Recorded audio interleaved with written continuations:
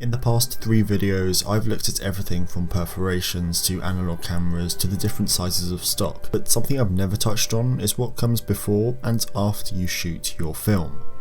So in today's video, I'm going to be looking at storing your stock as well as the post-production process that comes along with celluloid, and a couple of the unique techniques that you don't as easily get with digital. You prick. As I'm sure you already know, film needs to be cold, really cold, and if you are shooting in a few months, it's recommended to keep it in freezing temperatures, around -18 to -23 degrees Celsius, or for you Americans, 0 to -10 Fahrenheit. However, up until around 3 months, you can keep it at about 13 degrees Celsius or 55 Fahrenheit. Now, this is dependent on whether you're using black and white stock or colour stock. As with black and white, it isn't actually necessary to store it at cold temperatures. I mean, some people do, most people do, but it generally isn't as necessary as black and white is more stable. Now, as Kodak is the primary film stock provider, I'm going off of their information, and they tend to recommend to keep film really cold after exposure, but make sure to not store it for more than 6 months in that way. And whilst it can be for a number of reasons, the main one is that it could lead to the film cracking, and that's obviously very, very bad.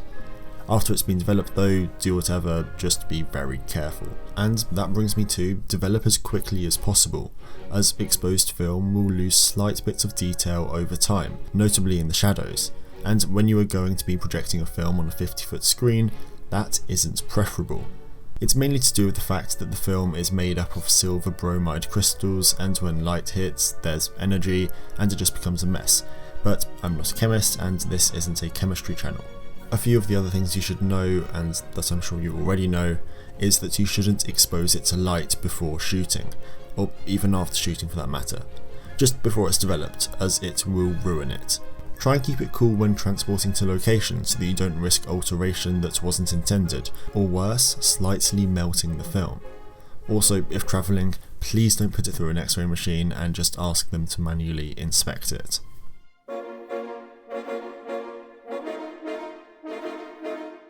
There are a few ways to process your film after you've finished, or during the chemical aspect, and to me, this is the most interesting part about shooting on film, because you do it all so physically.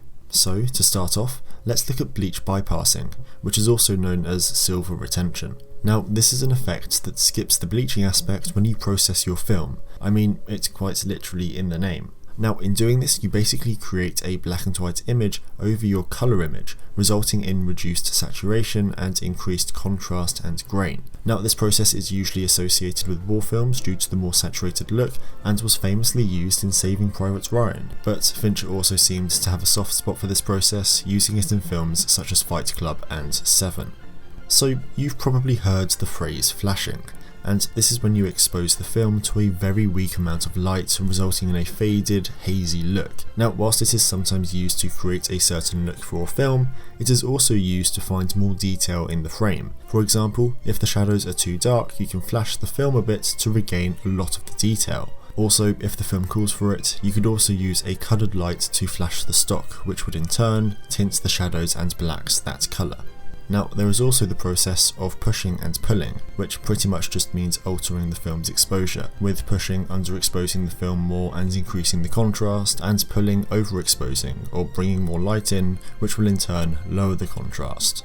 But if you wanted to go really unique with your film process, you could go the Hoytema route and drop it in the middle of the channel, or the Mukti way and get really lucky with the light leaks, giving you a nice surprise in the editing room, or at least that's what I remember from the commentary. The nice thing about film is that anything can happen, and whilst there will be the odd time where you massively over or underexpose a shot, leaving it almost in ruin, you will get the odd time where something magical happens.